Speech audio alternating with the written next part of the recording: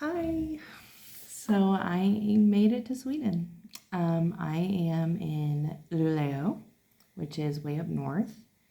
And I have been here for, I want to say 2.5 weeks now.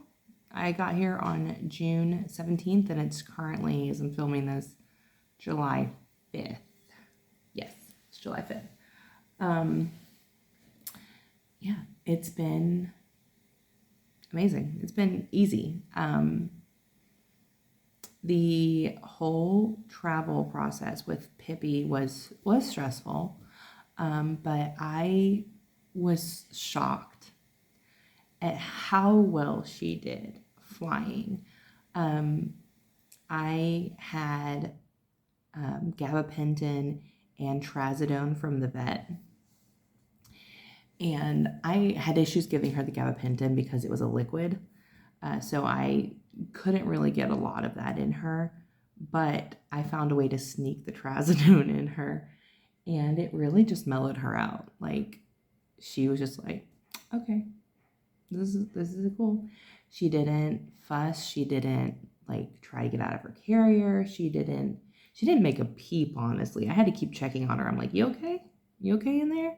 And she would just leave me like, yeah. What's going on? But she did really, really well. And I want to say the last leg of our travel. So we flew from Cincinnati. So we drove from Rocky Top, Tennessee, which is just north of Knoxville. We drove from there to Cincinnati, um, which was like a 4.5 hour drive, something like that. Um, and I flew out of, well, it's not really Cincinnati. It's just south of Cincinnati. It's in Kentucky, but Cincinnati Airport. Um, I flew out of there.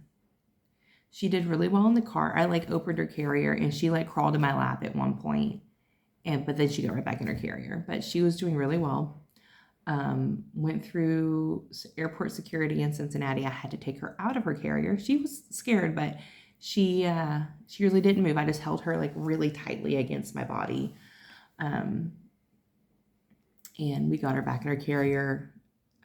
She was good, and I gave her another dose at that point. Like once we got through security, I was like, "This is my moment right now."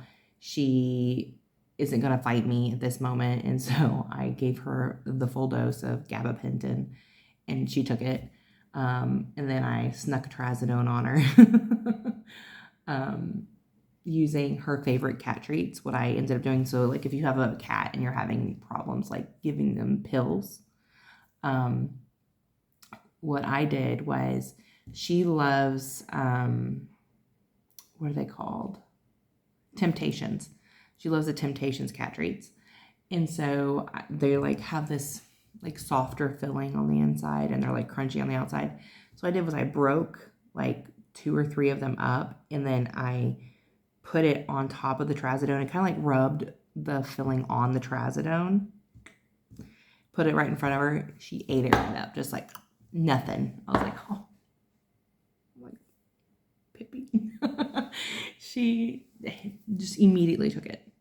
So I was like, this is wonderful, perfect. And so that first flight, she did really well. I was very impressed with her. So we flew from Cincinnati to JFK, and we had a long layover, like a long layover. And so I had like little pee pads and stuff in her carrier.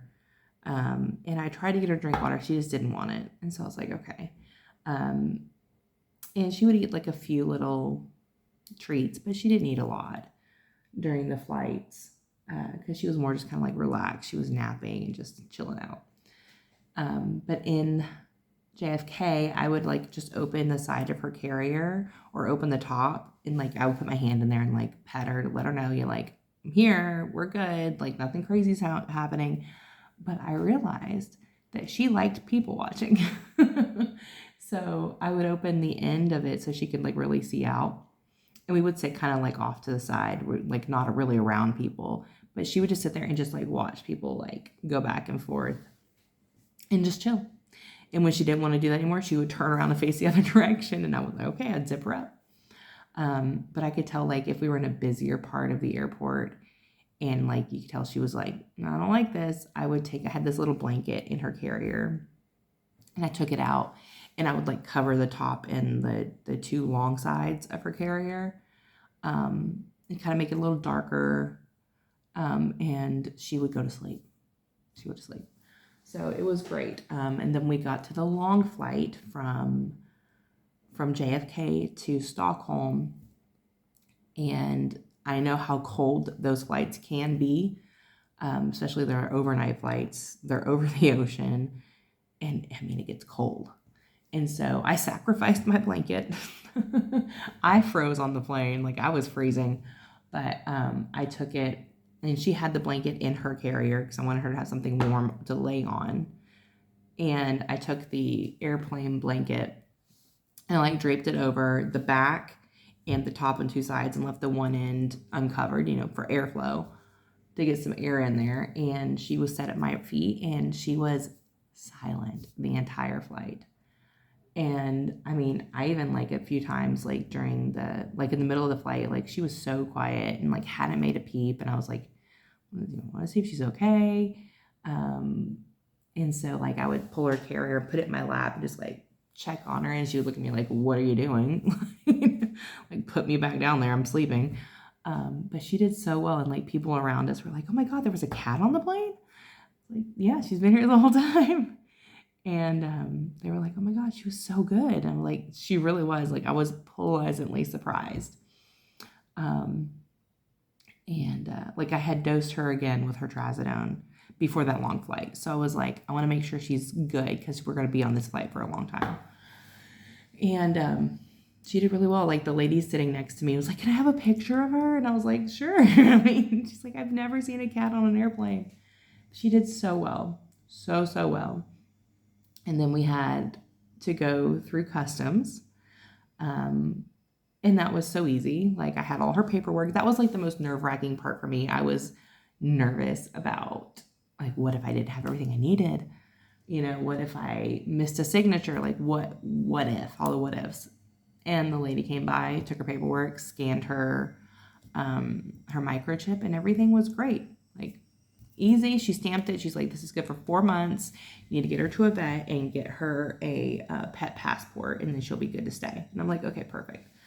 So yeah, then we had another long layover. I did have one incident at the security in Stockholm, but it wasn't my fault at all. Like, it wasn't my fault at all. I had the fast pass, so I got to go on like the shorter, quicker security checkpoint. And I go over there and I tell the guy standing there, I'm like, hey, I have a cat with me. What do you need me to do? Because in Cincinnati, they had me take her out and carry her through. So I was like, I just need to know, how do you handle it? And so she had a harness on during this entire trip, because when I had to take her out of Cincinnati, I wanted to make sure I had something I could really hold on to along with her to ensure that she couldn't get away from me if she got scared. And so she had a harness on the entire trip. And so the guy's like, okay, you need to take her out of her carrier and take her harness off and then walk her through security. And I was like, that's a little odd. Why would I take her harness off? Like, that doesn't make any sense. And so I'm like, okay, like, this is what you're telling me to do. So I took her out of the carrier, took her harness off, and I'm like, whole death grip on this cat. Like, she's not getting away from me. Like, I'm squeezing her. I'm like tight to my chest.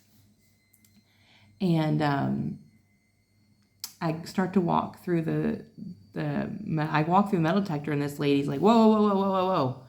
She's like, do you have a carrier for her? And I'm like, yeah, it's going through the scanner. And she's like, no, she's supposed to stay in the carrier. And I'm like, well, your fella over there, the guy that's directing people on what to put on the belt, told me to take her out of her carrier and to take her harness off. And she's like, what? I'm like, that guy right there just told me that. And she's like, no. She goes, we're going to have to talk with him. And I'm like, yeah. She goes, it's for the cat safety. I'm like, well, I would feel better if she stayed in her harness and her carrier. Like, I would feel better. And so they immediately got her carrier back for me, and I like dropped her right in. She immediately goes right back in her carrier. And I was like, thank you. Like, sorry for the confusion, but I'm just following what you guys are telling me. She's like, yeah, no worries. Like, they're going to talk to him. So I'm like, okay, great. So I'm like, oh my God, what did I do? I didn't do anything. But yeah, so we finally get to waiting for our last flight. And it was delayed, but Pippi, I didn't give her any more trazodone because she seemed to be doing really well. And I didn't want her to be completely like zonked out when we got there.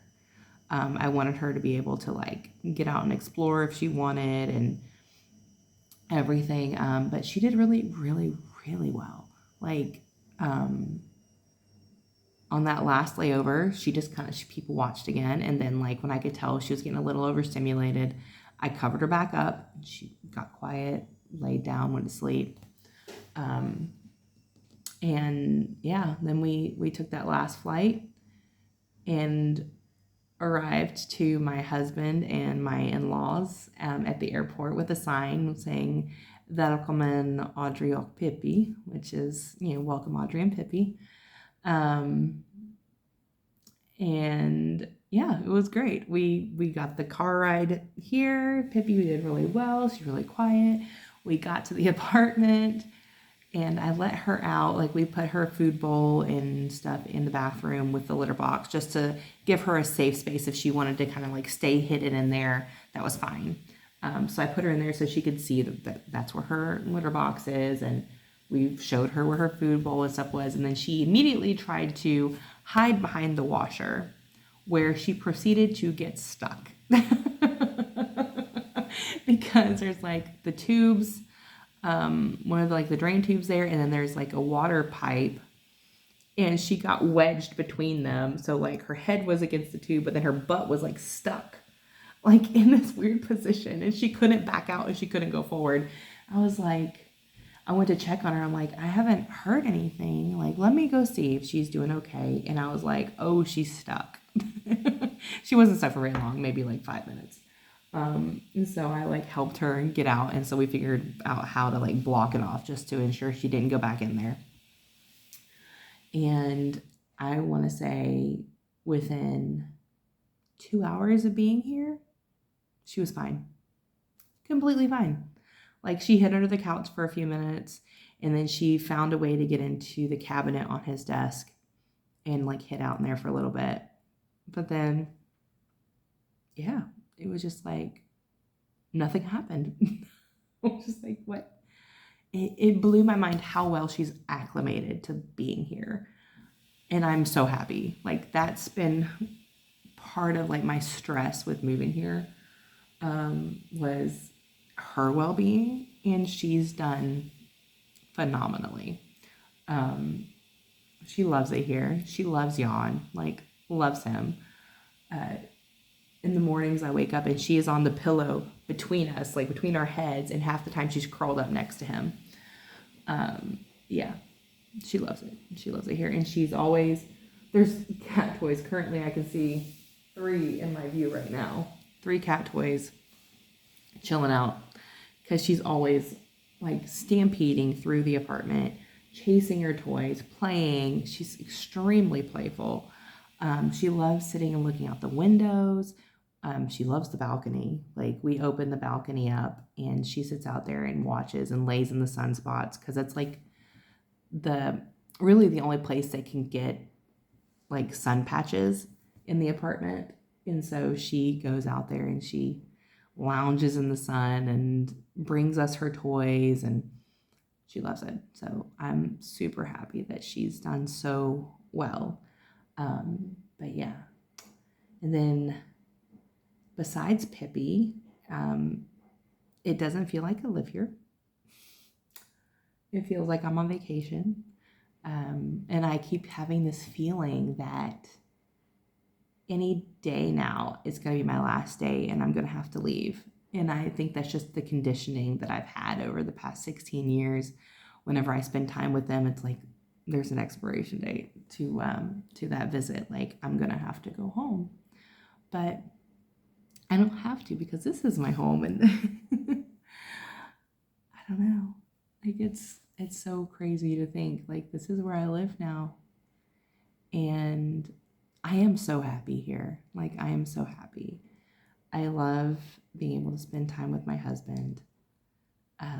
He's currently not here, but it's been nice because it allows me to have some like me time, which is definitely needed. I need time by myself, and he does too. So right now he's out playing disc golf with his brother.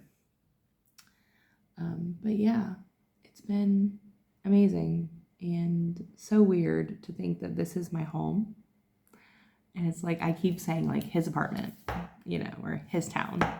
But it's like, no, this is our apartment, or like his room. Like, no, that's our bedroom. It's just, it's hard to like put myself like, oh, this is mine too.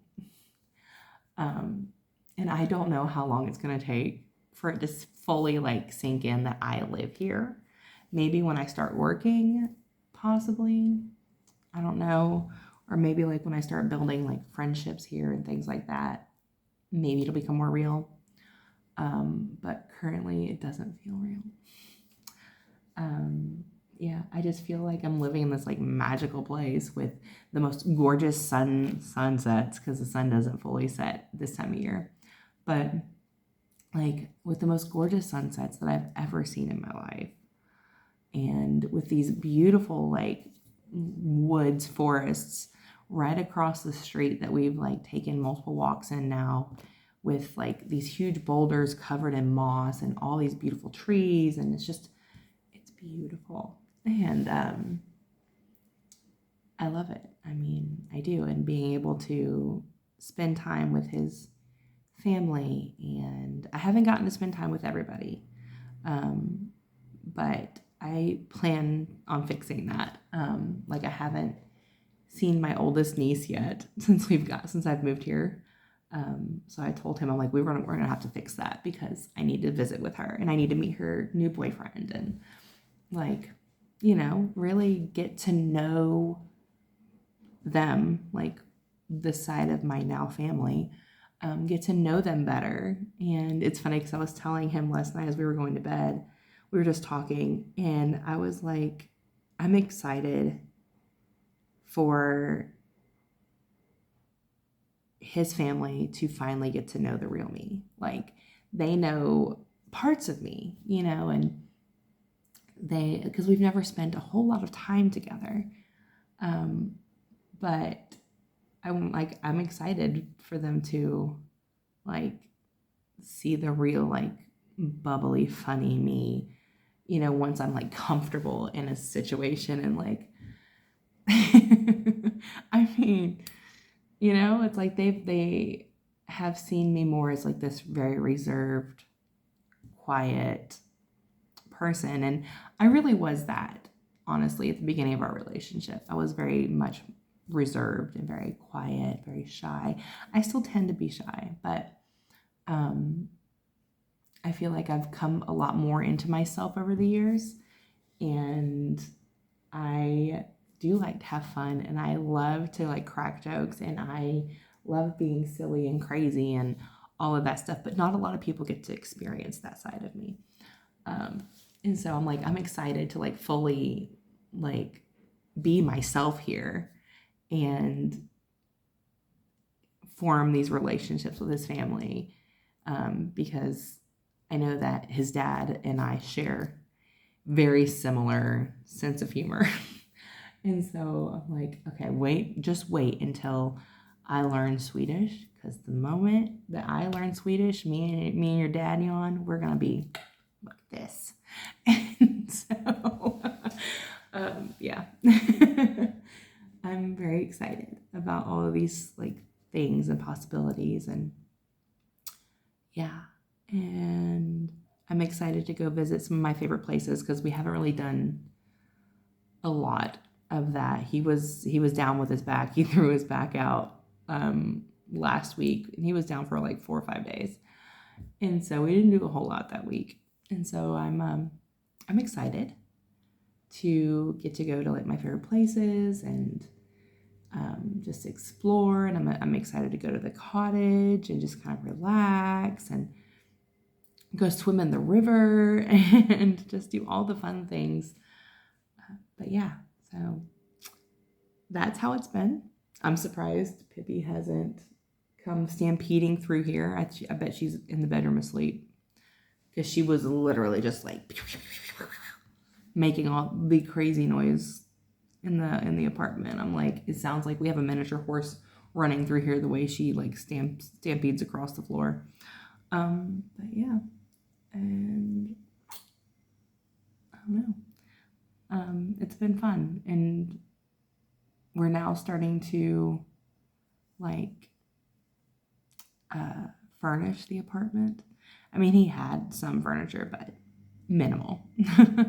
Like he had a bed, a couch, a dining set, which is nice, a table and chairs, his desk, and he has like some like a little coffee table thing. And so like this piece right here, we went and bought yesterday from a secondhand like recycle reuse store for insanely cheap. Same with the painting, like that's why it's not hung up. There's nothing's hung up yet, but yeah. And so we're starting to like furnish, and I'm like buying like little things and trying to really make this place a home, because it's not very homey. It's been a bachelor pad for many years now. So I'm like, we're gonna change that. We're gonna get furniture. We're going to make this place, our place. So, and he's been fully supportive on that, and he's like, I agree, let's do it. And so we agreed on that chest there. And let's see, yeah, it's beautiful. I love it. And it's storing all of our board games, because we love playing board games. It's storing all of our board games, all of my books that I brought with me, because I love to read, and we don't have a bookshelf. And I'm like, I don't want them just sitting in a box. And so they're all in there now. All of my photos that I brought with me, like photo albums, boxes of photos, keepsake items, they're all in there. And then he's got a side for himself. And so it's been fun, like finding things and making it our home. But yeah, I think that's it. I would definitely say, if you've never been to Sweden, do go to Sweden. It's beautiful, especially the north. The north is just gorgeous.